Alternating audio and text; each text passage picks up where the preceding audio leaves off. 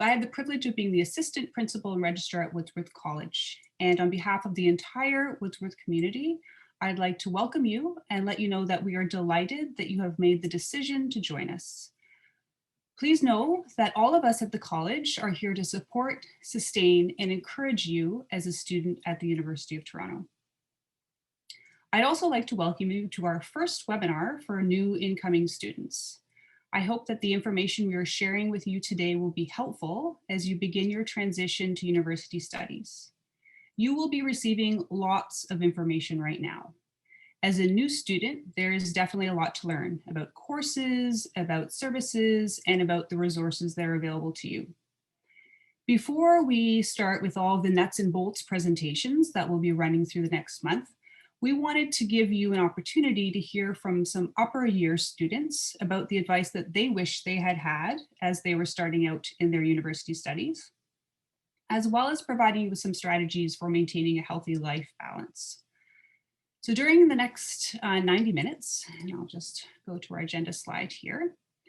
During the next 90 minutes, we will be covering an overview of some of the summer transition programming that is available to you. Then we'll hear from 7 student panelists who will be addressing questions that we receive from first year students about university studies and student life. And then finally, we will have a presentation from Ahmed, who is our Community Development and Wellness Coordinator at Woodsworth. You will see at the bottom of the screen a Q&A function, and that is active. So please feel free to pop any questions that you may have into the Q&A. We do have quite a few staff who are on the back end, some advisors, and as well as other upper year students who will be answering your questions throughout the presentation.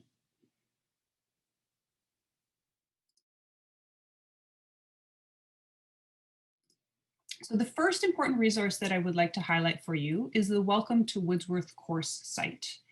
All new students will have received an invitation to join this virtual hub that will walk you through all of your next steps over the course of the next 2 months. And this resource contains all the information that you will need as a new Woodsworth student. If you have not received the invitation to join this site, please check your junk folder and connect in with us at the registrar's office if you do not have that invitation, and we will be sure to resend it to you. This course is on Quercus, and the Quercus is a word that you will hear quite a bit as a U of T student. Quercus is the University of Toronto's online teaching and learning environment, and all courses at U of T will use this learning tool. So familiarizing yourself with how it works now will be very helpful for you as you prepare for your courses this fall. The course site has many modules, and you'll see in the top left-hand corner a link there for modules. And these learning modules will walk you through the key information that you will need to know as you begin to plan for your degree studies at the University of Toronto.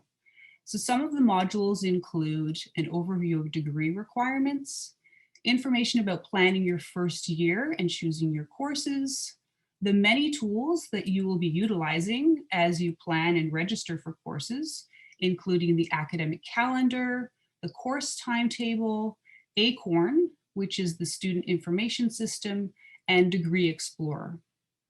There's a module on fees, financial aid, and scholarships, as well as resources for academic success and information on residence and student life. So essentially everything you need to know as a new student is on this course site, and we would like you to take some time to familiarize yourself with the content in the modules.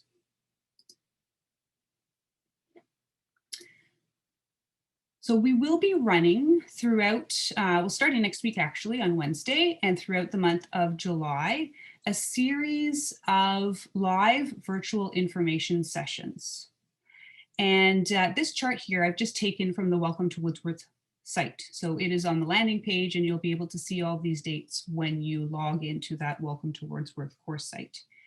These sessions last for about an hour, and they are led by an advisor from the registrar's office, and will cover the most important information from that course site, and will also allow you an opportunity to ask questions that you may have. So when you've read through the material, when you have questions about the process of registering for courses or other things, you'll be able to ask those questions during these live sessions and get answers.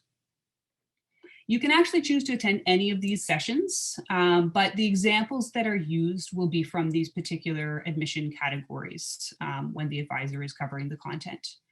The sessions run on a platform called BB Collaborate, and you'd be able to link to the session directly from the Welcome to Woodsworth site. If you have any questions at all about content coverage into that Welcome to Woodsworth site, we highly recommend that you attend one of these information sessions. So the next programming option that's available to you this summer is the Arrive Ready for U of T program. And this is a free online academic preparation program provided by the Faculty of Arts and Science. There are several modules to choose from, including ones that are designed specifically for your admission category or area of study. Through Arrive Ready, you can get an inside view about what to expect in your upcoming university courses. So some of the learning activities will include university level lectures, academic preparation materials, and tools that will help you develop study skills in your area of study. You'll develop skills in note-taking, critical reading, and test preparation and time management. There will also be weekly study groups where you'll have an opportunity to get to know other students who may be future friends or classmates. So as you'll see on the slide, the program runs from July to August. Most of the modules run from late July to late August. As I said, it is a free program. The time commitment is about 5 to 10 hours a week. And the registration deadline is actually coming up quite soon. It is next Wednesday, June the 30th. You should have received information about this program most recently around June 15th. I believe there was an email sent out. And there should be registration information in those emails you would have received about the Arrive Ready program. So the last program that I will highlight is the Moving Forward program. This particular program is offered through the University of Toronto's Accessibility Services Office. Moving Forward is a summer transition program which is designed for new incoming students living with disabilities. It is a one-day program and helps you to navigate academic accommodations at the university level, gives you strategies for managing life in and outside of the classroom, and connects you with the community of peers and accessibility services staff. If you are not able to make this session, which is on June 29th, there are many other Moving Forward sessions run through accessibility services throughout the summer. And if you just take note of the link there, you'll be able to find out information about the other dates for Moving Forward. I would also like to note that for any student who is looking to have accommodations starting in the fall term and be registered with accessibility services, there is a July 14th deadline for submitting the student intake package. And you'll find more information about that if you click on that Moving Forward link as well. Now we are going to move on to really what I think will be the highlight for many of you here, hearing from upper year students at Woodsworth College. And they are going to be sharing with you their responses to many of the questions that we get from first year students. So I am going to ask each of the student panelists to give a very quick introduction of themselves. And we will go in this order. And then I will stop sharing my screen so that we can hear from the panelists. So maybe if I can just call on Jessica, if she could introduce herself, please. Great. Hi, everybody. My name is Jessica Johnson. I use she, her pronouns, and I study political science and philosophy. Thank you, Jessica. Now I call on Amanda to introduce herself. Hi, my name is Amanda, and my preferred pronoun is she or her. I double major in political science and criminology. Thank you, Amanda. And now Cheryl. Hi, everyone. I'm Cheryl. I go by she, her pronouns. I'm doing a double major in molecular genetics and microbiology and human biology with a minor in art history. Thank you, Cheryl. And next we have Jia Hao. Hi, my name is Jahao and I use he, him pronouns, and I'm in my second year doing a specialist in computer science and a major in cognitive science. And next we have Ahmed. Hey everyone, I'm Ahmed. I use he, him pronouns. I'm doing a double major in economics and statistics with a minor in mathematics. And Zyle. Hi, I'm Zyle. You could call me Alan. I use he, him pronouns, and I have a double major in specialist in pharmacology and toxicology. And it's nice to meet you all. And last but not least, Sarah. Hello, everyone. My name is Sarah. I use she, her pronouns, and I'm in the commerce program studying international business and strategy with minors in econ and sociology. And it's really nice to meet everyone today. Wonderful. All right, I'm going to stop sharing my screen. And now what I'm going to do is I'm going to pose a question that we have received from first year students, and then I'll be calling on several of our wonderful student panelists to provide their response to the question. So the first question that I'll be asking is, what do you think is the most important difference between doing well in high school and doing well at university? And I'm going to call on Sarah, and then Zyle, and then Jia Hao, and then Cheryl to answer this question. So we'll start with Sarah. For sure. Well, first of all, good morning, everybody. It's nice to have such a big group here. So I'm in commerce, so my perspective on these questions might be a little bit different, but I think in high school, you don't really take a lot of economics or business courses directly. So you might not get a taste of, excuse me, this before you start university. Another thing is university classes are very self-driven. So you get all of the materials and the instruction, but you really have to keep on top of it on your own. And then beyond that, in business, it's really important to balance your life, because a lot of the value comes from extracurriculars and your networking. So balancing your courses so that it doesn't consume your whole life is definitely huge. So I think the biggest difference is that it's self-driven and that you need that balance to kind of succeed and move forward, especially comparing to high school. Thanks, Sarah. Zyle? Hi, so yeah, I totally agree with Sarah's point on how it's very self-driven. And as a life science student, I would say that from high school to college, you will find that the experience is pretty similar in that it's the same type of memorization-based learning. It's just that the profs definitely have a bit more of a penchant for detail. So I would say the most important thing in life sciences is kind of just to pay more attention during lectures and to really go in the readings, right? Because you never know when that one topic or that one sentence that the prof says in lecture comes up on the exams. But otherwise, it's the same multiple choice, same memorization that you've been through in high school. And I think it'll be a pretty smooth transition for life science students. Thanks, Zyle. Jia Hao? So for me, I'm in computer science, and I think at university you have a lot more freedom in doing what you want to do and how you want to do things. So you really need to make sure that you are learning on your own. So for example, in computer science, your professors won't teach you or guide you step by step on how to do things. So you must really put in the effort to sort of learn things yourself. Go and ask people, go to office hours if you have questions. And just a little bit of warning advice, some of the assignments can take a long time. And so you need to really make sure that you manage your time wisely and don't leave things until the last minute. And Cheryl? Yeah, I would definitely agree with a lot of the student panelists have said.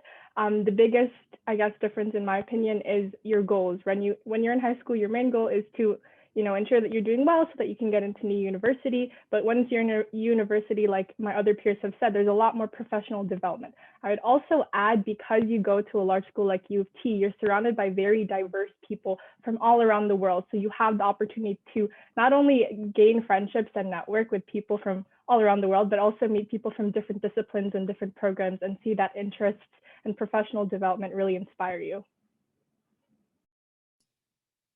Thanks, Cheryl. Our next question is, U of T is so large, how do you meet friends and get to know people? And I will call on Jessica and then Amanda to answer that question. So we'll start with Jessica.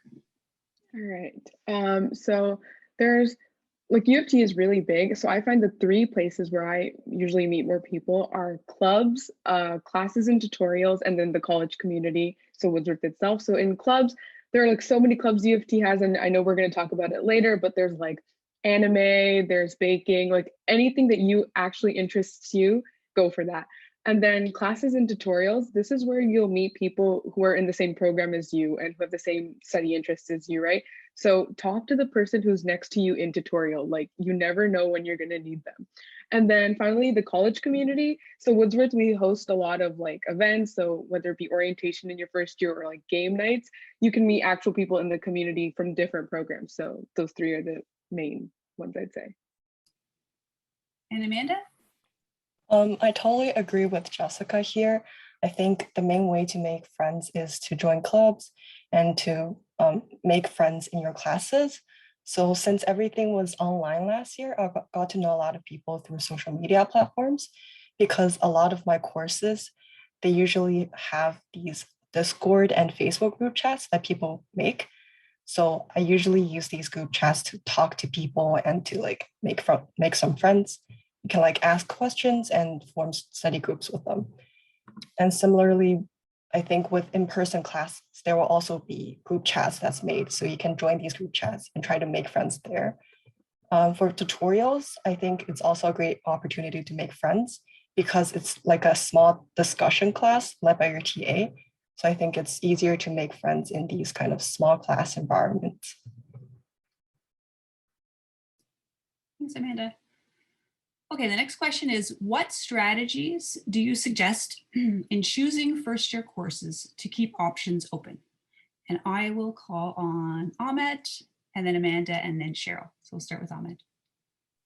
Yeah, sure. So I believe that the first step to choosing your courses is to take the prerequisite courses for the programs you're leaning towards, or you're really sure you'll actually take those programs. So once you have the prerequisites out of the way, then I'd recommend taking some courses which you don't really think you'll major in that program or do like a minor or anything, but they seem interesting to you, because you'll be surprised a lot of times people end up majoring or minoring or something in a program they had no plans to major in when they came to university. Like personally, I came to university thinking I wanted to major in mathematics and statistics, but I took a few first year econ courses and I found it really interesting. So I'm doing a econ major now. So definitely like take the prerequisite courses for your program, but then explore a bit, see what you find interesting.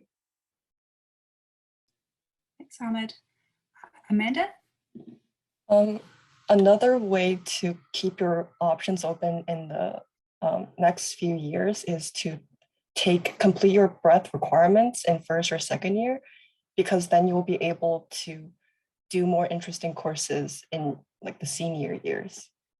Once you get everything completed, because you need the breadth requirements for graduation. So if you get it done earlier, it will make more options available to you in future years. And Cheryl. Yeah, so I definitely agree with that as well. What's really awesome about the Faculty of Arts and Science is that there is a lot of flexibility in really choosing and personalizing your degree. So like myself, I'm doing a double major in sciences and art. Like I love both art and science. And one really helpful resource was going to my registrar's office. I was talking to my registrar about how I wanted to get involved in some arts courses, and they told me, why don't I try to do a minor in it? And so I took FAH 102, which is the intro course, and I loved it. Another thing that I really enjoy is making Excel and spreadsheets. It's my favorite thing to do. So I really take advantage of using Excel and using Degree Planner as well. Those are some of my tips. Thanks, Cheryl. Our next question is, what do you know now that you wished you had known in first year? And I'm going to call on Jessica and then Amanda and then Ahmed. So we'll start with Jessica.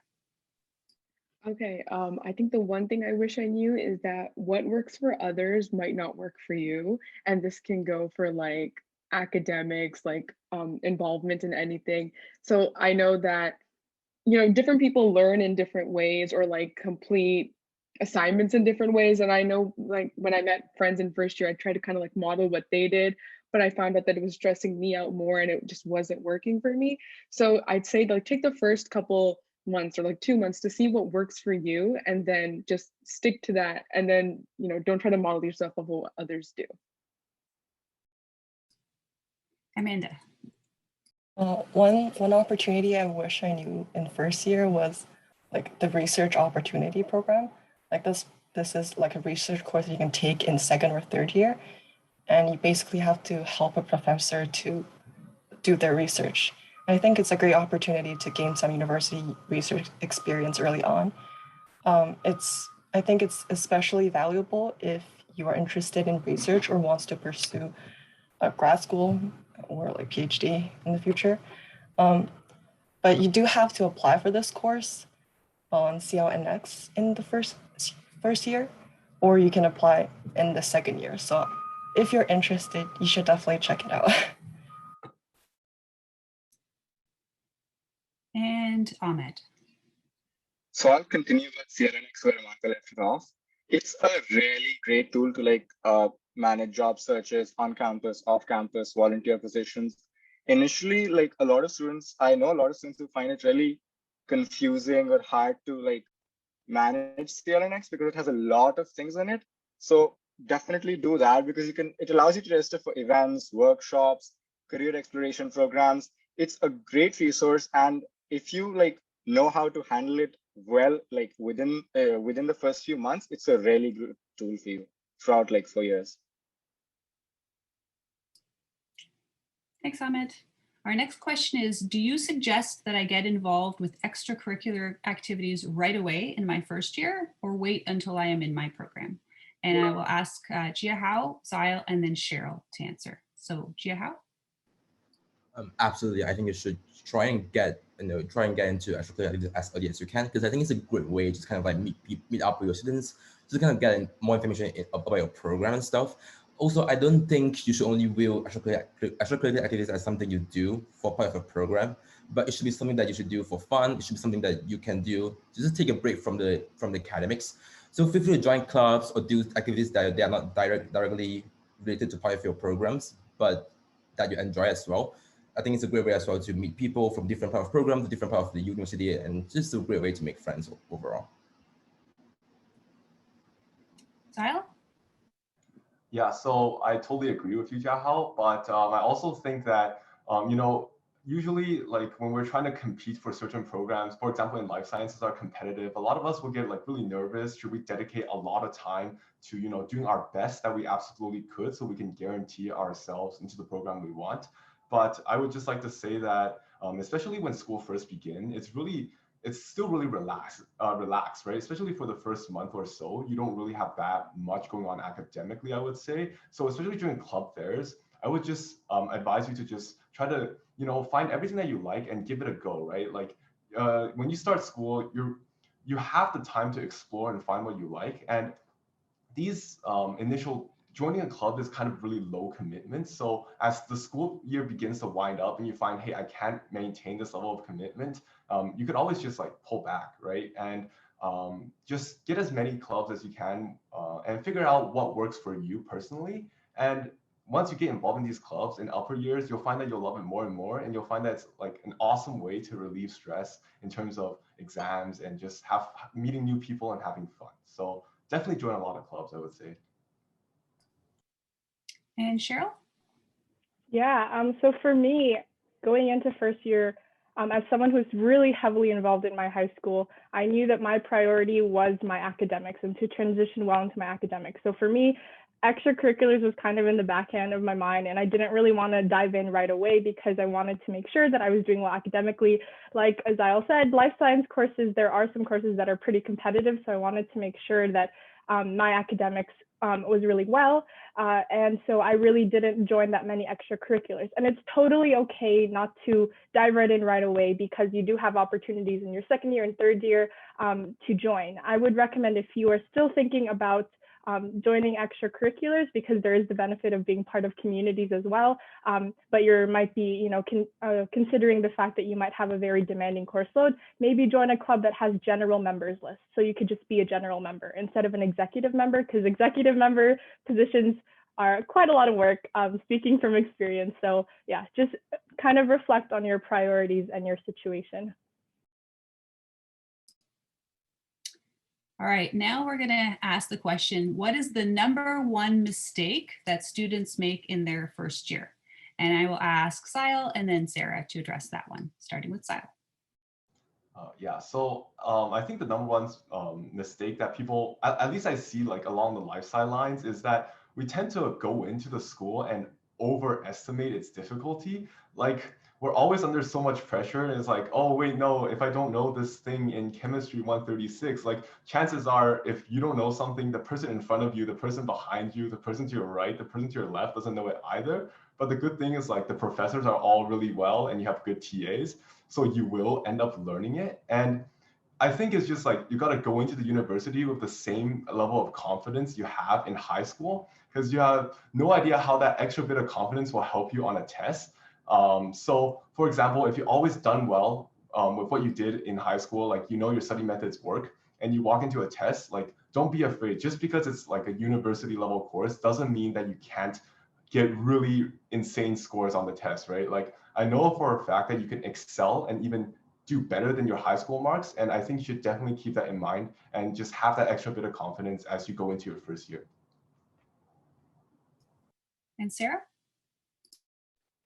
For sure. So I guess what I would say is the #1 mistake is getting too absorbed with your academics and your GPA. I know at least in Rotman, you have to make a certain average for some of your courses to make it into the program for second year. And that seems to be a really big point of stress for a lot of students.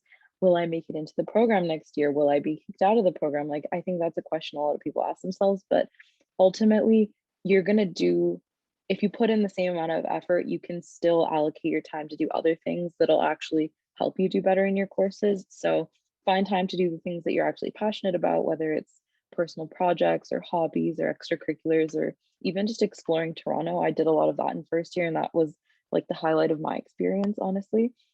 So I guess getting involved, like in Rotman, there's I'm part of the competition team, so that's a place where I can build tangible skills that actually help me with my courses, but it's still a really fun extracurricular. Met a lot of friends there. A member of like Rotman Commerce Women in Business, which is a great community. So there's a lot of groups where you can actually meet people that are really like-minded and help you get through those courses as well. So don't get too absorbed with just sitting in your room and studying all the time, because a lot of the times when you do extra activities is when you meet the friends that'll help you through that. So that would be my recommendation. Thanks, Sarah. So the next question is, what do you do to handle the stress of those crunch times at school? And I will ask Ahmed and then Jessica and Amanda to respond. So we'll start with Ahmed. Yeah, so I believe it's really important to take everything one at a time. So you have, say, 10 assignments. If you think that you have 10 assignments, you get stressed just straight away. I've experienced that in first year. You just take each assignment one at a time. And once you're done with the assignment, just forget about it. Like, don't think you did well, you did badly, how it went, just forget, move on, go to the next one. Because a lot of the times, if you keep thinking about the previous assignment, which you've already submitted, and then you build up additional stress, and then that affects the next assignment you're working on. And that's just a cycle you don't want to fall into. It's really bad. So as soon as you're done with an assignment, forget about it, move on. Like the grades will come in a week, 2 weeks. You can think about it again, maybe 2 weeks later, where you went wrong or how you could have done better. But at that moment, once you submit an assignment, turn that button off. Don't think about it anymore. Jessica? Yeah, so I think one of the ways to handle the crunch time, like during final season, is to actually stay prepared during the year. As hard as that sounds, like I'm the biggest procrastinator. So, but like try to make sure that you just have your notes in order as the year goes by, so that when finals happen, you have all your complete notes, and all you need to do is just like study them and review them. And it's really helpful to kind of like have your syllabus next to you and then your calendar, and then mark each day that you want to review each topic, so that but like by the final exam that you've reviewed everything. And I know for like speaking for social sciences and humanities, we have more essays compared to like exams during final season. So there's this thing called the assignment calculator, where it's like life science students can use it too, but it just has like different types of essays that you have to write, and you input the day you start, the day you want to finish, and what type of paper it is, and it'll give you like the dates to finish everything. So like your thesis should be done by this day, or like your rough draft should be done by this day. And I guess like join study groups with your friends, and then that's one way to kind of keep sane during the entire time. And Amanda. Yeah, I think one of the most important part about handling the stress is to have a schedule for yourself. So every day you know what you have to get done. Like, for example, if you have a paper due on Thursday and it's Monday, you will want to like at least finish your draft by Tuesday, and then finish the essay by Wednesday, and then like start refining it by Thursday. So then once you have the schedule, I think it will help alleviate the stress, because you will know what you will be doing every single day, and you will have a goal in mind. Thanks, Amanda. So the next question we are going to ask all of the student panelists to answer, and it is, what is one resource that you find yourself utilizing again and again throughout your undergraduate studies? And maybe I'll just go with the same order we had on the slide. So we'll start with Jessica. Yeah, so I'd say writing centers, specifically if you have like a specific program writing center. So since I'm in philosophy, I use the philosophy writing center more than I would like, other writing centers. Amanda? I usually get a lot of my information from the University of Toronto subreddit, because there's usually a lot of posts about different opportunities and extracurricular activities you can follow up with. And I think this is very helpful when I first started. Cheryl? Yeah, for me, it would definitely be called Old Exam Repository, where it's essentially a website at U of T. You can pretty much just Google it. It posts all exams that were released by different courses. So for example, whenever I have to study for a course and I know that there's an exam out there, I would use it as a practice test to really help me, practice multiple choice or short answer questions. It's really helpful because instead of testing you on the content, it's more so trying to test you on what the professor wants you to know. So you kind of just have to like learn on how the professor teaches, if that makes any sense. And exams are a great way to get to know that.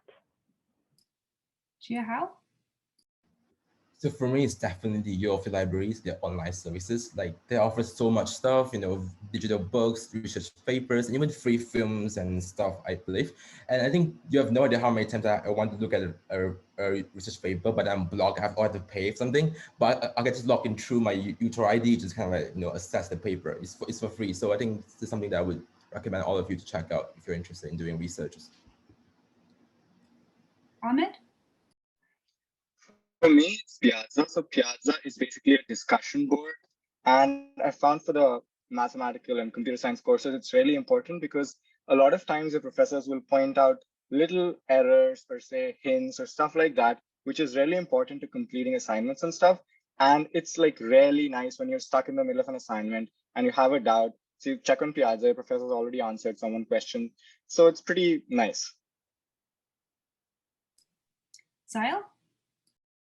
So I guess I want to draw attention to some facility resources. So for example, every student has free access to the Goldring Center for High Performance gym. So like it's 1 minute walk from Woodsworth, and when you're stressed, it's open from like 7 a.m. to like 7 p.m. or something. And whenever you're stressed, go in there, scan your T card, have a run on a treadmill, go work out on something, and just take your mind off like the stress of exam season. And yeah, it's all free and it's really wonderful, really. And Sarah.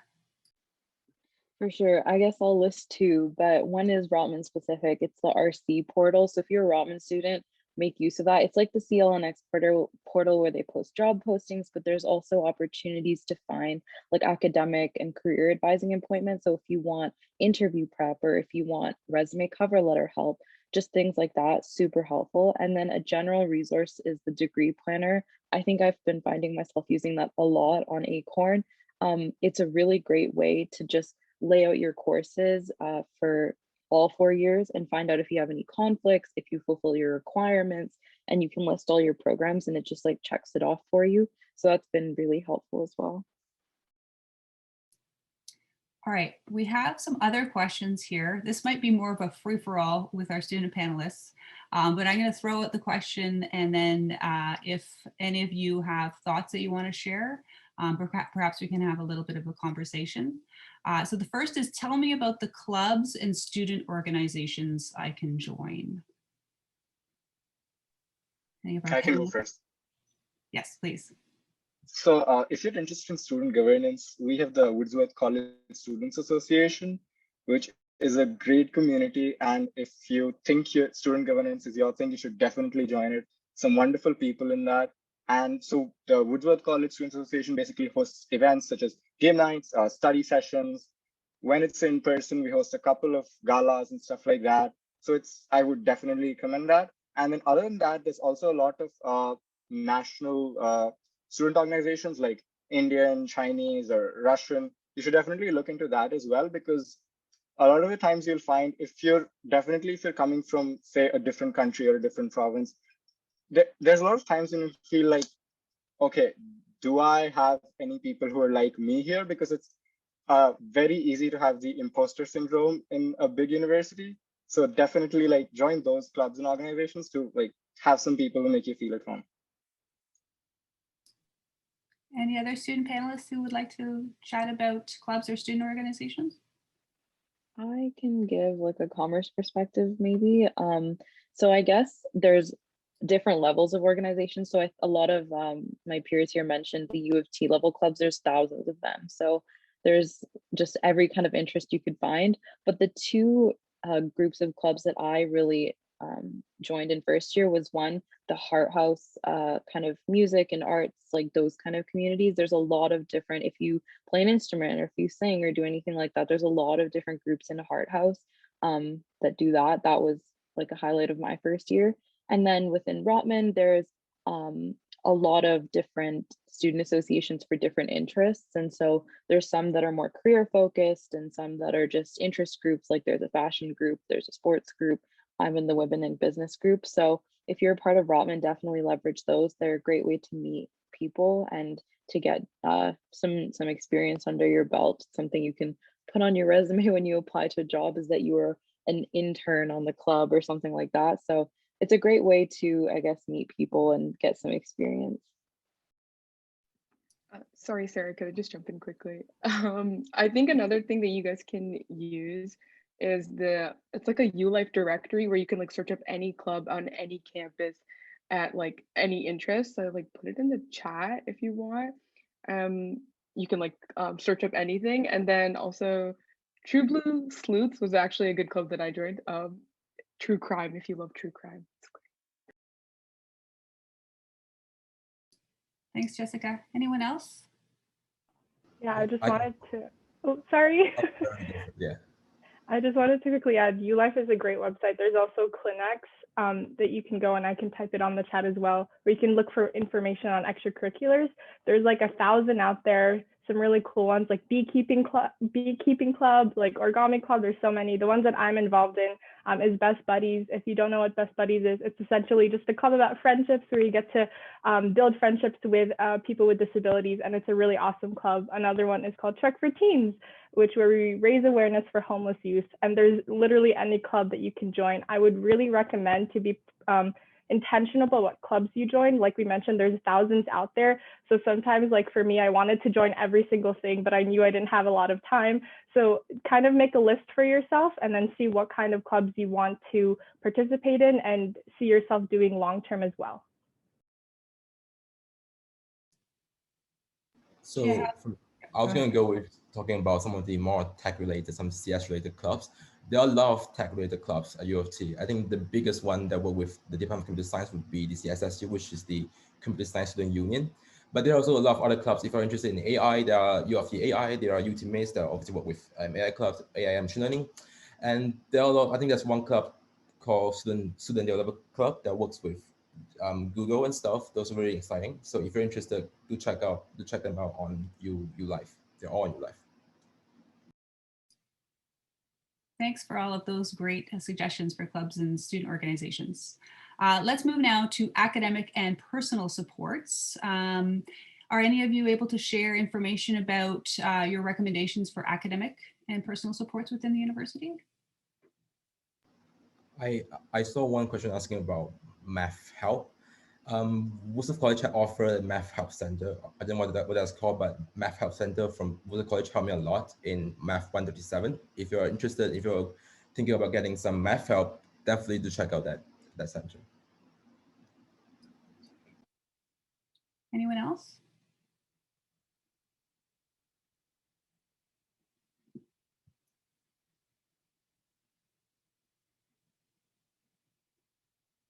Okay, we will move on. But as Jihao was saying, there are lots and lots of supports to students. So there's the math labs, there's writing centers, as we've chatted about already.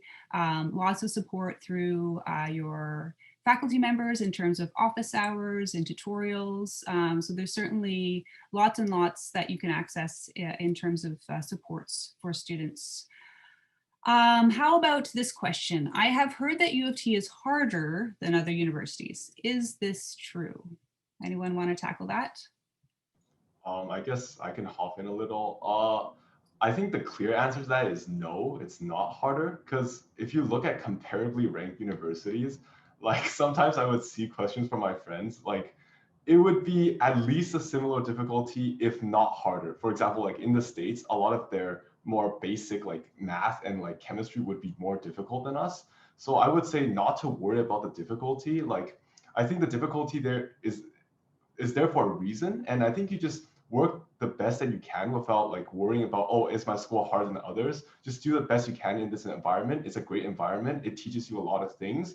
And it's definitely a fun, like it'll be a fun experience for you. Just try your best and just don't think about, hey, what if I went to some other school, right? Thanks, Al. Yeah, I just wanted to quickly add, I definitely agree with that.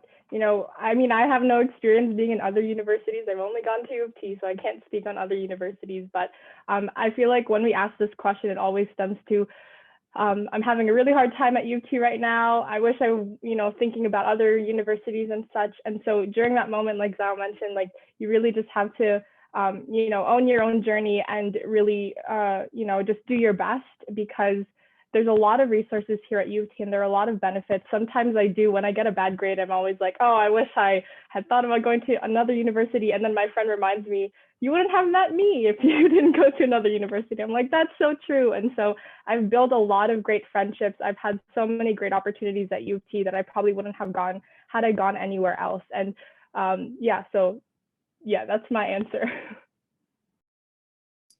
Thanks, Cheryl. Any other thoughts? Okay, we'll move on to the next question. There are so many courses and programs to choose from. How do I decide what to take? I can go first and give like a commerce perspective because it's a little bit different. I think in first year, a lot of your courses are already set in stone. I think 6 of them are just first year requirements that you want to get out of the way and that you need to get certain grades in to move on to the next year. But beyond that, I would say make use of the first year seminars in first year, especially because you can only take them in first year. So those are basically small 20 to 25 person courses, and they're all sorts of topics. Like there's so many random ones. There's some on like puzzles and gaming, and there's some on like science topics. I took one on it was like a psychology, sociology discussion seminar. And those are really great opportunities. You're in like a 20-person classroom, just like high school, where you would be discussing with your peers. And then other than that, in terms of like upper year course selection for Rotman specifically, I would say find really unique courses. There's some really interesting ones on like entrepreneurship, where you can work with actual entrepreneurs, and things like that that are more hands-on are really interesting. So find the really interesting courses, and don't feel like you have to take courses that are just going to boost your GPA, because ultimately if you like the course, you're more likely to do well in it anyway. So that would be my recommendation. Thanks, Sarah. From a social sciences and kind of like humanities perspective, like when I came into U of T, I wanted to specialize in political science, and that's what I wanted to do, and I was set on that. But I kind of like took a bunch of like courses in different fields. So I took philosophy, anthropology, political science, sociology, and like just very wide range. And then when it was time to kind of like select courses, I realized, oh, I like political science, but I also like philosophy too. So why don't I double major in both?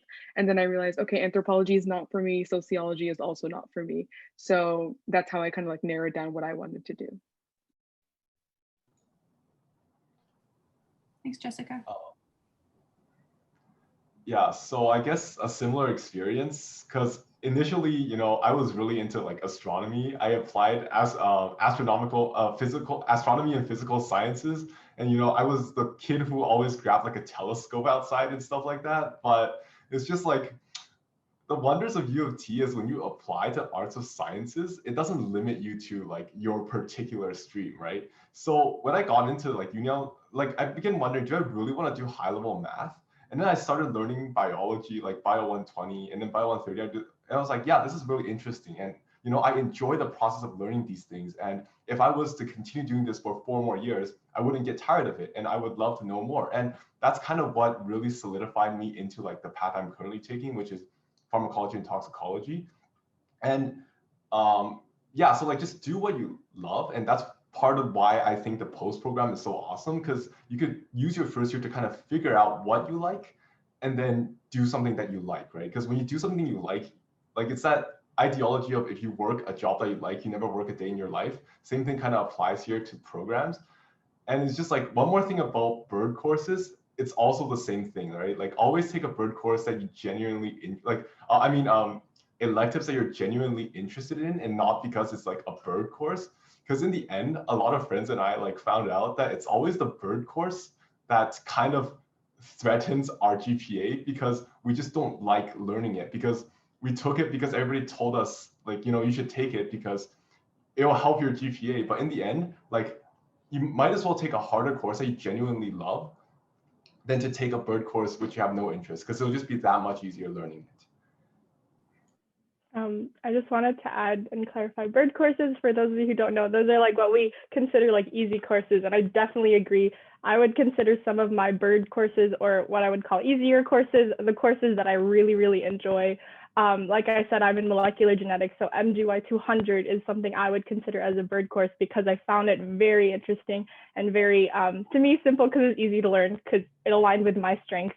And in terms of like selecting courses or programs, I guess, I would say when you go through those prerequisite courses, keep an open mind and notice when you get super excited. Because I like to say I nerd out over things that I am currently doing programs on. So I remember in my Bio 130 class, when you were learning about cells, I was super excited about the genetics aspect. And so here I am doing a program in genetics. Also, it's okay, even past your first year, if you're still, you know, unsure about what programs to take. I've switched going into my 3rd year, I've switched my programs twice already. And I thought I wasn't going to be that person, but I was that person. I originally was coming into U of T wanting to do global health and biochem. And then I was like, nope, cell bio and MoGen, molecular genetics. And here I am doing human biology instead of that cell bio. So like we mentioned, there's a lot of flexibilities in doing arts and science courses and with post programs as well. And you really have that time to explore. U of T is boundless. That's what we like to say too. Great advice, Cheryl. Anyone else? I'd just like to give a little tip. So if you've been accepted to U of T, you're good. And if you're good, there's a pretty high chance you were used to taking the hardest courses, the most challenging courses in your school. I'd recommend not necessarily doing that in U of T always, because a lot of times there's like 2 or 3 level of courses which you can take for your program. A lot of people, especially in first year, end up going for the hardest course there is, because they're like, oh yeah, I like challenging things. I've always done that in school, so I'll go for the hardest course. So, but if there's like 3 courses recommended for your program, all those 3 courses are hard, like not necessarily that you can't do them, but they're all 3 pretty different in how they approach the course. One might be theoretical, one might be computational. And if you say you're more interested in the computational thing than a theoretical thing, and you end up taking the hard course, it can be really bad. So just choose your courses widely. It's not necessary to go for the hardest courses. Just look at the one which suits you the most. Thanks, Ahmed. Anyone else? I can add something from my CS kind of perspective. So if you're doing a CS program in your upper years, you'll find yourself taking a lot of CS courses for the program requirements and stuff. So I think first year is the best time to kind of take courses that are not directly related to CS. So use your first year to take psychology, sociology, or even economics, or other courses that you're interested in, because you wouldn't have that much time in your upper years, especially your second and third years. Thanks, Chihao. All right, we're going to move to our last question, and it's about the classroom experience. So do faculty members take attendance? How do they know if you're there? And just in general, any suggestions for interacting with faculty members in class? Any takers? I can take that. Go for it. Go ahead. Go ahead. Okay, cool. So I guess one thing that a lot of first year professors like to do is like Top Hat questions or poll questions. So Top Hat's just an app where you can answer questions live. And so that's a great way for profs to take attendance artificially. A lot of profs do that. Some of my profs even did this thing where you had to put in a code at the beginning of the class on Top Hat just to show that you were there. So that was something that a lot of professors did. But other than that, in terms of interactive components, like I know my math class was really interactive. We had the same thing where we would do a lot of like back and forth, even though it was a bigger class. So it just depends on the professor's teaching style. Sometimes they'll throw questions to the students and you guys can answer, have a discussion. And sometimes it'll be more just lecture style, but then usually in those classes, there's tutorials where you can do that. And then in terms of the interacting with professors, a lot of people say go to office hours, but don't go to office hours just for the sake of going to office hours, because I think a lot of people do that with the hopes that they'll get something out of it. But if you genuinely like the professor's teaching style, or if you like something that they're researching or the content that you're learning, or you have a question, then by all means go to office hours. It'll be super helpful. But I find, at least in commerce, a lot of people just go to office hours because they think it'll be good to have a connection with the prof. And like, I just don't see the value in that. I don't think it really gets you anywhere. And so try to find genuine connections with professors. So yeah. Yeah, I guess I'll just add on to what Sarah said. So in terms of prof interactions, like you go into your class the first time and you wouldn't expect like your professor to recognize you in a class of 250 people, but chances are if you actually do sit near the front, like they will end up noticing you eventually, like throughout the semester. And like, it's just like your presence there will be noticed, even though they won't take your attendance, right? So like sometimes occasionally, if you have a few questions after class, you may go up to ask the professors and like get that clarification. That's one way of people interacting with professors. Personally, I think going to office hour is the better option, right? Like a lot of people have said this and it's happened many times before, like around my friends, right? You go to office hours consistently and eventually like you will just know more about the subject, right? Because when you go to office hours, you might hear about other people's questions, right? And you'll just, from their questions, you will in turn refine your own knowledge. And at the same time, you then can find, hey, is this subject something that I'm really interested in? Because, you know, I'm listening to all these discussions with the professor. I'm like, hey, these are some of the questions I have. And eventually you'll get to the point where you can like discuss more, right? And I think that is a way of like gauging your interest. Like just go to office hours, and it's like also a good way to see if you're actually interested in that subject, because just from the conversation you improve your own knowledge and you discover your interest. Also from the social sciences and humanities kind of perspective, they don't take attendance in the actual lecture because there's like more than 1,000 of you there, but in tutorials they do for most of the time. And some courses, if you're in person, there's like a clicker, So they'll do like in-person testing. So if you're not there to like click the actual button, then you don't get the marks for that day. So that's kind of like attendance. And I guess like interactions with professors, especially at least in the social sciences and humanities, you connect more with your TA than you do with your professor, because they're the ones who mark everything. They're the ones you go to if you have any questions. And sometimes if you have a good connection with your TA, so like if you ask questions all the time, participate in class, they'll pass on a good word to your professor, so that if you ever need to like talk to them, need a letter of reference or something, it's just like a good person to like connect with. Yeah, I wanted to quickly add, as Jessica mentioned, when we do have larger courses in life science, they don't tend to take attendance. But I've actually participated in one's program in a different college called Trins 1, and we were in a class of 17 students, and that one we took attendance in. So that was something to consider. But in terms of connecting with your professors, office hours in life science are, like, as Zyle said, like the best way to connect with professors, especially this past year online. A lot of my professors, instead of having like a set of time or hour in their day, they would ask you to schedule a Zoom call with them. And so you would get this one-on-one opportunity to connect with your professor. And I'm actually from Chicago. My professor one time picked up their mug and it had the Chicago Bears on it. And I was like, oh my goodness, another football fan. And so I was able to connect with my molecular genetics professor through that. So office hours are a great way, and you also get to know them, not just as a professor, but as a person, because our professors can seem intimidating at first, but once you get to know them little by little, you'll see that they're also people as well. Yeah.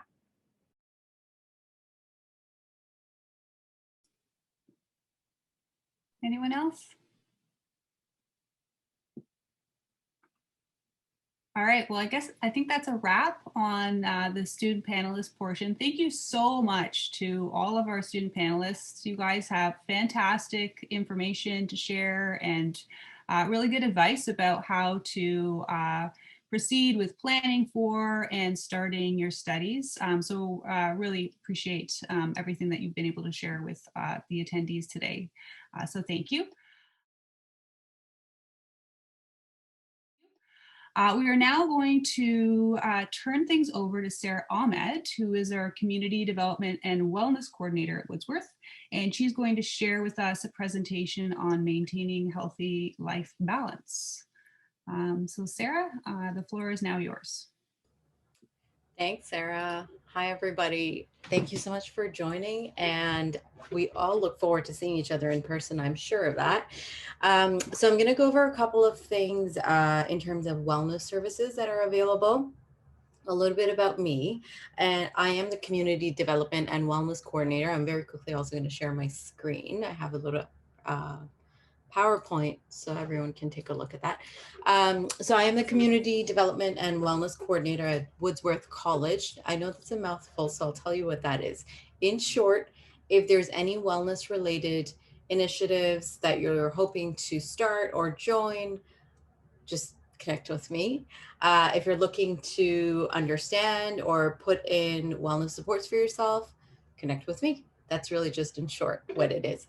So I'm going to go ahead and share my screen. Bear with me. I'll go play from the start. Okay, I think everybody should be able to see that. So let's get going. Like I mentioned, so that's my contact information. You're welcome to reach out to me over email if you have any questions. I'm going to go over a couple of things in terms of what to expect.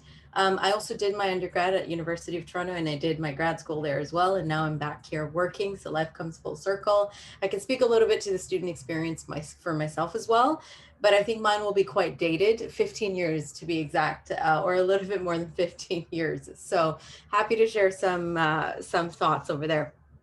Now, something that I experienced 15 years ago, and I still continue to see that students experience that as well, is feeling overwhelmed right when school starts. So September, it's super exciting. Also, for many of us, you know, it's our first time being in the city for a prolonged period or moving into the city, which is very exciting. Lots of stuff happening. If you were to ask me, Toronto is the greatest city in the world. So lots of stuff, great restaurants, very, very exciting, lots of people. And so what happens is it's very exciting and can feel overwhelming as well at the same time.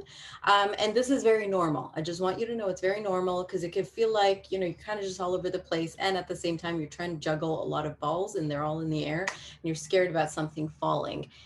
They will fall. It's okay. It's totally, totally normal. That's just life for all of us.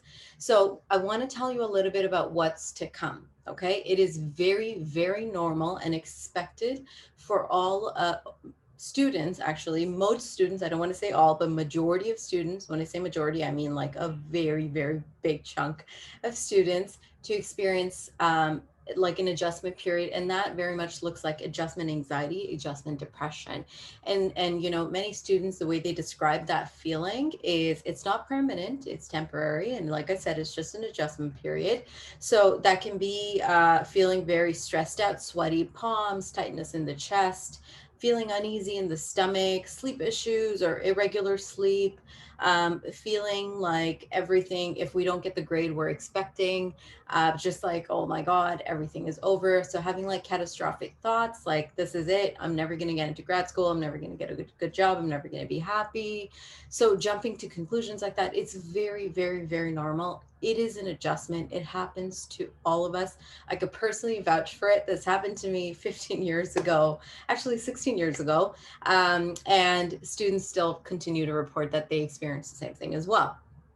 Academic stress. Now, when you start university, it's very different, and it is a huge transition from high school. I'm sure many of you already know this. If you skip class, honestly, no one really cares, in the sense that you're not going to get a call, nothing's going to happen, your parents are not going to find out. And so it is a bit of a transition. And what it is you have to connect with yourself to figure out, you know, what's really going on over here with me. If I want to continue, if I don't want to go to classes, if I want to just skip, if I want to do this, I want to do that, there is something that is going on, right? There's always something that's underlying. And you want to just be very mindful of using words towards yourself, like, I'm just lazy, or I'm so stupid, I'm just good for nothing, because that is another issue. And that is a much deeper issue than just academia. It just presents itself in academia, which is not going to class or skipping class, but there is something that's going on as well. Imposter syndrome. I know somebody had mentioned that as well. This is something that a lot of students, actually staff, fair to say that most of us can also, we do experience that as well. The most common thing that I hear from students at the university, because prior to this role, I was actually in a I was a therapist at the university as well, in Woodsworth College specifically. And what students would say is, everybody's getting good grades, just not me. Everybody. They're getting good grades, they're doing this, they have A's, they have this. And, you know, sometimes, I hate to say it, but not everybody's being very honest about their grades, because they're just so fearful of the judgment that comes with it. And that can be, you know what, people, my friends are not going to like me anymore because I'm stupid, I didn't do as well, I got a 50, or I didn't even pass. There's a lot of shame that comes with it. And there's ways of processing the shame. There's ways of even understanding, why are certain things so shameful for us? Why does it feel so heavy? And remember, we talked about it shows up in the chest, or it shows up in the stomach, or the sleep, it will show up. And that's, I'm not going to go into details of that, but that's actually called somatic symptoms. Somatic symptoms, soma means body in Greek. So you will have symptoms that show up in your body, and it's very, very, very normal. Imposter syndrome is something, like I said, we all experience it. Students share this experience very, very commonly, specifically when it comes to academia. It is not a make it or break it situation. It is something we experience. And when we experience it, when we feel it, there's ways to process it in a very healthy manner. So I just want you to know that it's not the make it or break it. Okay. It's okay if you experience it. There's ways to navigate that in a very, very healthy manner. Life stress. This is another big one that comes up in terms of adjustment. And what I mean by that is, you know, many times we move out and we're looking to balance a whole bunch of things. Our days are much longer. High school was very different in the sense, you know, kind of routine. You go to class in the morning, you wake up, shower, change, and have your breakfast, go to school, hang out with your friends, go to class, and then finish around like 3-ish, come home, go hang out with your friends. You come home around 4 or 5 or something like that as well. But with university, you know, you might have classes that end at 9 p.m. So it's kind of a much longer day, and it's in different buildings, kind of different parts of if you're in downtown, you know, your one class might be in one place, another one might be like 2 blocks over. And so there is stuff that comes up. There is changes in even just your movement as well. I think safe to say in the pandemic, we've all had changes with our movement. But when you're going to, if you even take out the pandemic factor in there, when you're going from high school of like just going to one class and moving around just within the school versus moving around in the city from different buildings, again, that's a change. Balancing your meals, because you know what, if you're going from this class to this class, it's a 10-minute walk or a 5-minute walk. Where can you quickly grab a bite if you don't have lunch packed? Socializing, as I know a couple of you all have also mentioned, where to make friends, how to make friends. That's also something that is overwhelming because we're going from a small class size to a much larger class size. I don't know if it's going to be like this in September, but you know, normally we used to have about what, 500 to 1,000 students sometimes in a class, especially in first year. They're massive class sizes, which can feel kind of overwhelming. And we don't see that as well, right? In addition to, you know, just doing your laundry, having a decent sleep schedule, socializing, meeting people, you know, taking it all in. Plus, let's not forget academia. You also like to look at, you know, what are the things I used to do for fun or what I like to do? Is it playing sports? Is it, you know, acting? Is it dancing? What is it? And where do you find the time to do that? It gets very, very, very overwhelming. And the first thing that kind of goes out the window for most people is physical fitness. It just goes right out the window. And that very much adds into the stress from anxiety.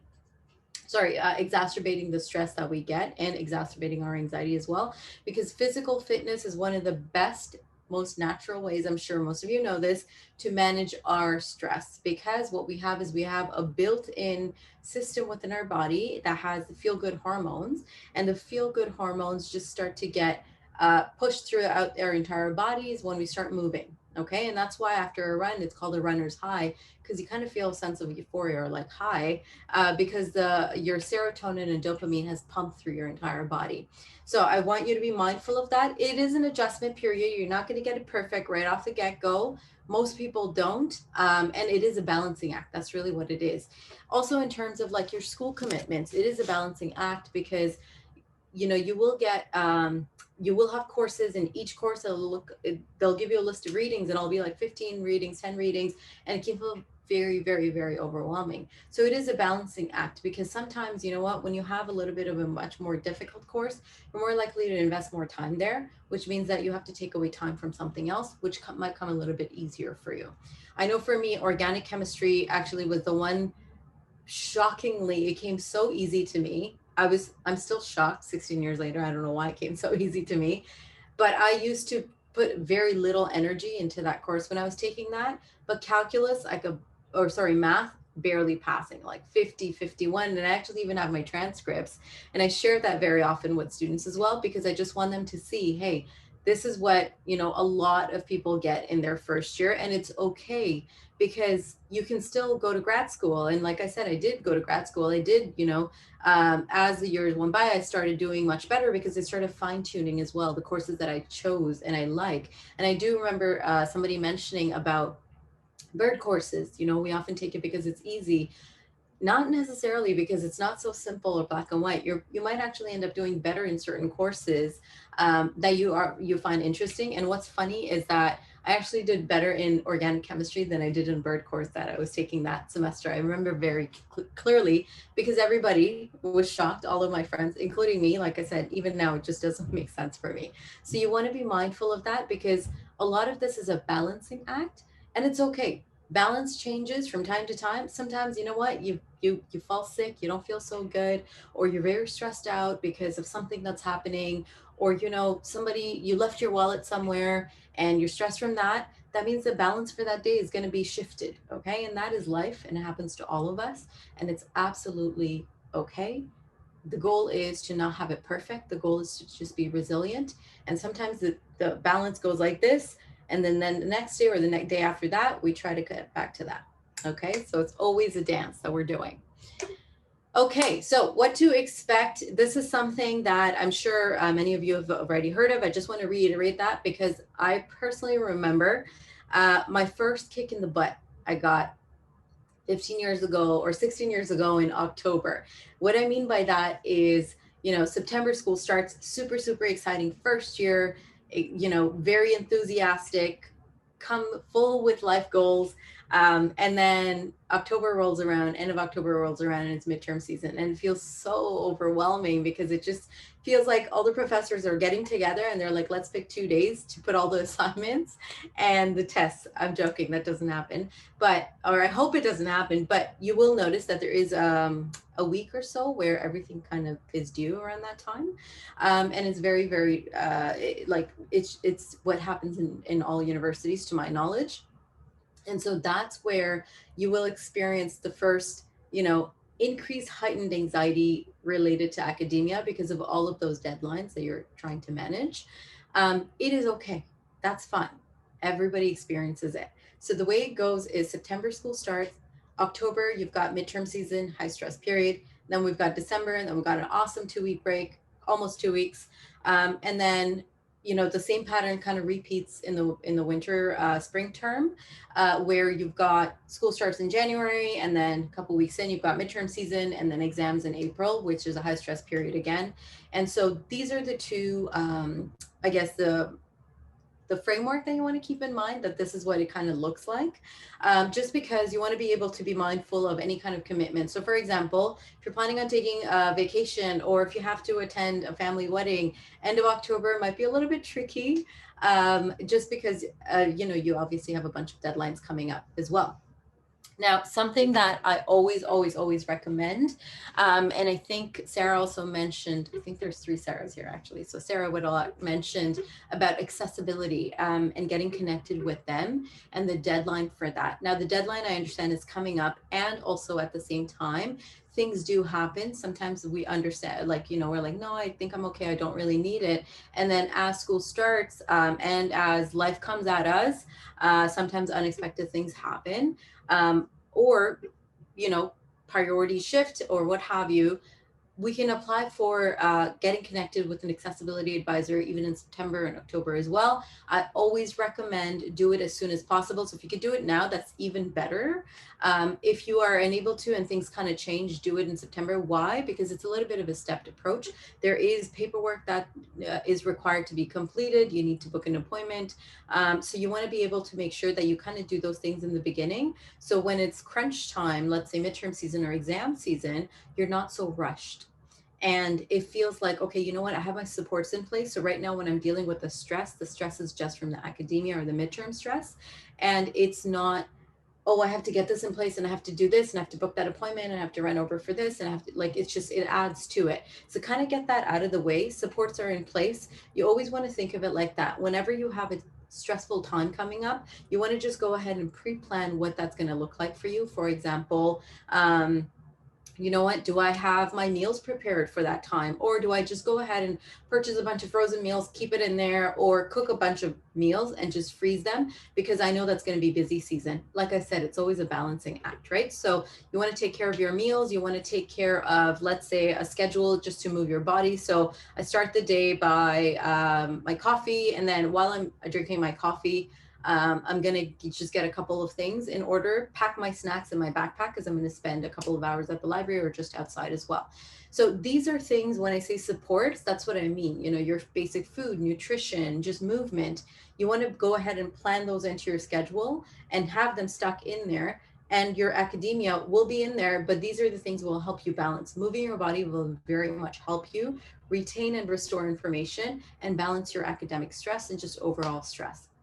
Okay, so you want to be just mindful of what you want to get done. Now that school kind of hasn't started yet, I would highly recommend get those resources in place now. And what that means is, you know, getting connected with accessibility or getting connected just with a physician to see like, hey, you know what, I have X, Y, and Z concerns. I'm followed with my family doctor. I have one in the community. You can still access a physician at the Health and Wellness at University of Toronto, even if you have a family doctor in Toronto or anywhere actually. And you can just say like, hey, I just wanted to have a transition for my medications, for my care plan, just because I know that I'm connected at the university and I can access this when I need to. Or if I need a medical note or something like that, I have my doctor who I have been connected with at the university. Now, these are things that are really good because once you understand how to do it in the beginning, it will be helpful for you if you need to repeat that maybe in year 3 or year 4. Or sometimes what happens is based on the assessment, it might just be a one-time thing that they do. And this is very different for each student. So it might just be like, okay, yep, this is an accessibility resource that we support that we need to have in place for this student for the next 4 years or next 3 years or next 6 months. So that way it kind of just takes the headache off of your hands and you don't have to deal with any of that. Okay, so like I said, we do have supports in place for you. It can be overwhelming, exciting, and also very heavy for many of us. So I just want you all to know that we do have supports in place because our goal here is to make sure that you are successful at your student experience at the University of Toronto. It is difficult. Yes, absolutely. It is challenging. Yes. And also at the same time, it can be very, very, very beneficial. So first things first, you want to reflect on what your own needs are, right? Many times we're like, oh, no, I don't need this. I don't need that. Sometimes we actually do, right? So you want to take a moment to kind of reflect on what your needs are. How do you perform best? What's most optimal for you? And a reflection piece for you is, I'm just doing a quick time check. A reflection piece for you is, think about when you've performed most optimally, meaning, you know, what was there around you where you were able to like study, get your work done, you know, didn't spend 6 hours or something. You were like, yeah, 2 hours, got a good chunk of work done, actually, you know, feel pretty good about myself, was very productive. What was in your environment? You know, was a TV in the background? Was there loud music? What was going on? Or did you have soft music? Did you kind of work out before? Did you have your yoga mat rolled out next to your bed? What was it? So you want to think about these things. Once you think about these things, you'll be able to better get a sense of what you need. Once you know what you need, you can always access us. So if you have any wellness needs, like I said, you're welcome to connect with me. You can always connect with the registrar as well.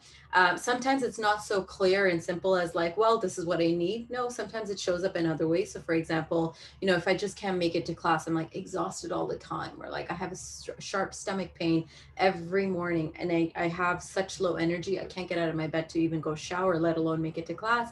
That's probably something else going on.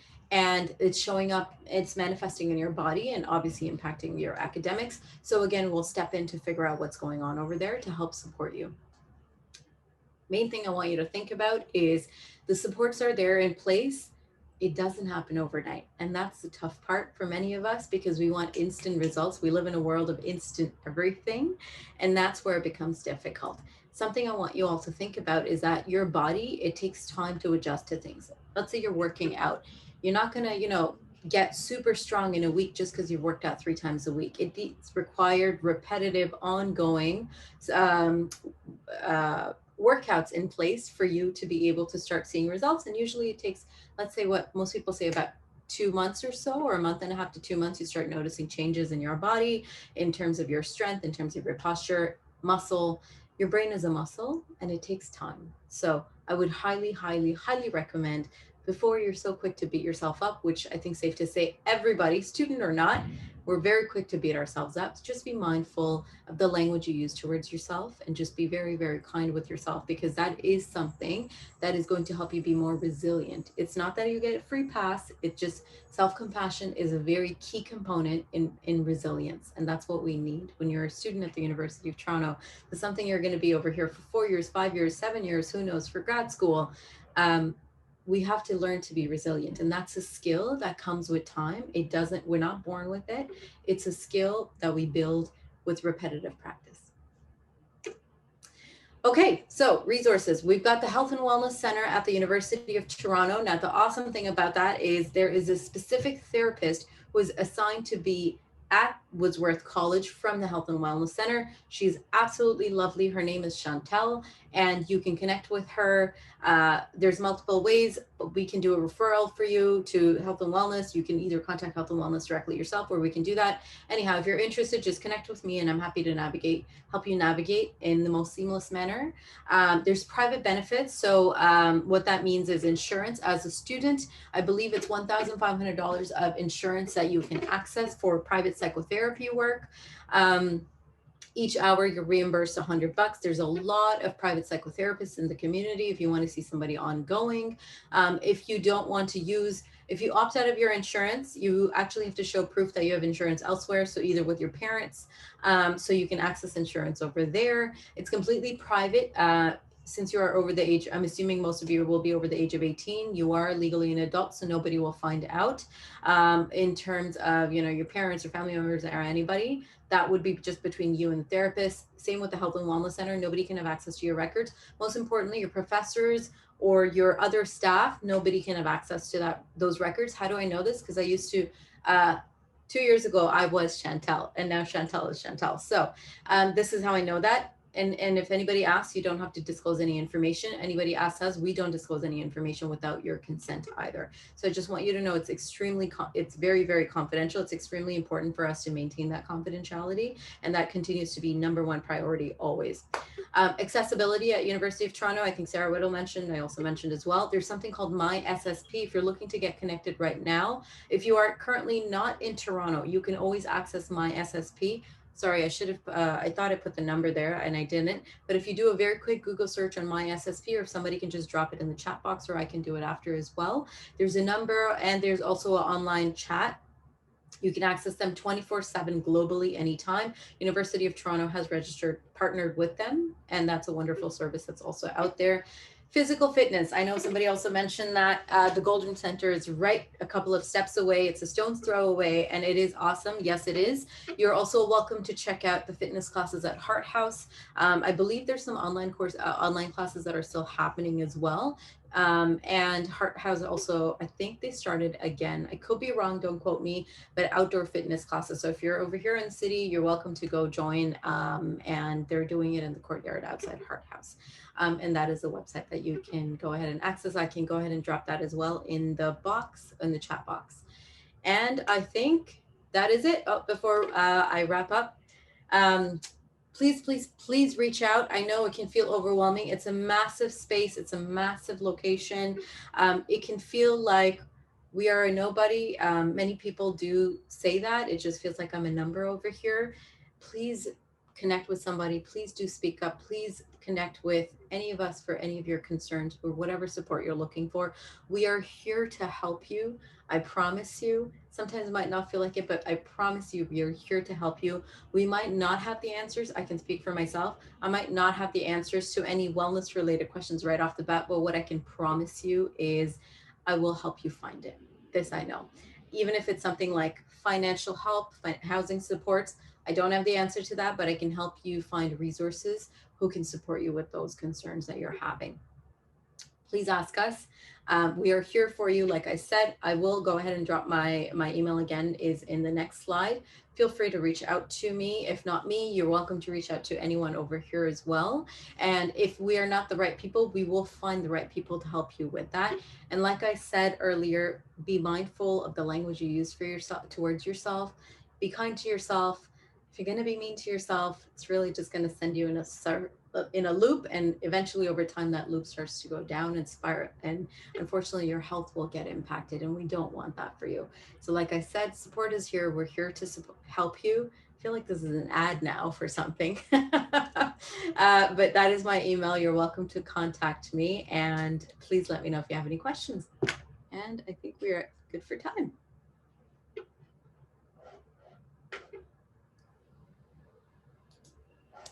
Thank you, Sarah.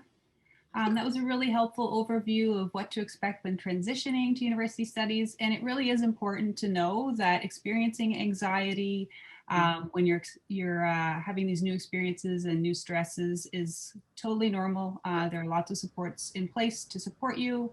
And as Sarah mentioned several times, we really are all here to ensure that you're going to be successful at U of T. So please do connect in with us as you have questions and as you're hoping for information or any kind of assistance.